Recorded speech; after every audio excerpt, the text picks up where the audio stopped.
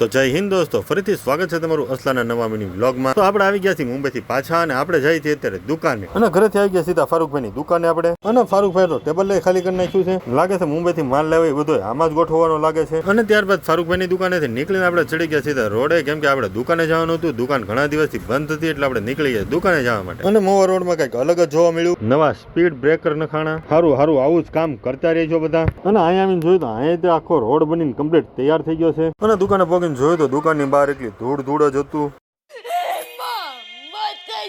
અને પછી સાફ સફાઈ કરીને મંગાવી લીધી આપણે ચા મસ્ત। અને કેટલા દિવસથી ચા નહોતી પીધી તો આપણને મૂડ નહોતું, તો ચા પી લીધી, મજા આવી ગઈ। અને આ જેસરમાં લાઇટ નથી, ગરમીનું રહેવાતું નહોતું, તો આપણે નાનો એવો પંખો ચાલુ કરીને મેકી દીધો।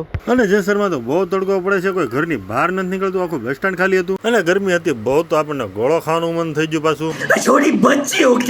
પણ હાશી વાત હો, ગોળો હતો બહુ મીઠો, કમેન્ટ કરો કોને કોને ગોળા ભાવે। અને ત્યારબાદ આવી ગયો આ મોબાઈલ જેમાં આપણે ટફન ગ્લાસ નાખવાનો હતો અને સાથે સાથે કોમ્બો ઉખડી ગયેલો હતો, તો હારો ચોંટાડી પણ દીધો આપણે। અને ત્યારબાદ આવી ગયો આ મોબાઈલ જે સ્લીપિંગ મોડમાં હતો, તો આપણે એને કમ્પ્લીટ ચાલુ કરીને કસ્ટમરને આપી દીધો। અને ત્યારબાદ આવી ગયો આ ભાઈ જેને ટફન ગ્લાસ નાખવાનો હતો, તો આપણે એના મોબાઈલમાં પણ ટફન ગ્લાસ નાખીને કમ્પ્લીટ કરીને એને આપી દીધો। અને દુકાનમાં ગરમી થતી હતી તો આપણે દુકાનની બહાર આવ્યા હતા, ઇમરાનભાઈ મોરો ખોલતા હતા, લાઇટ બહાર રહી ગઈ છે ને મોરો ફિટ થઈ ગયો એટલે પાછો મોરો ખોલવો પડ્યો ઇમરાનભાઈને।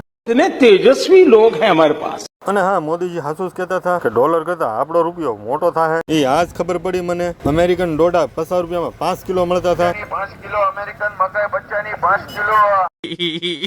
અને ત્યારબાદ આવી ગયો આ મોબાઈલ જે અદ્ભુત કારીગરે ફિટિંગ કર્યો હતો, મોબાઈલ ની અંદર આખો કોમ્બો જ ઊંધો ફિટ કર્યો, અદ્ભુત કારીગરો પણ।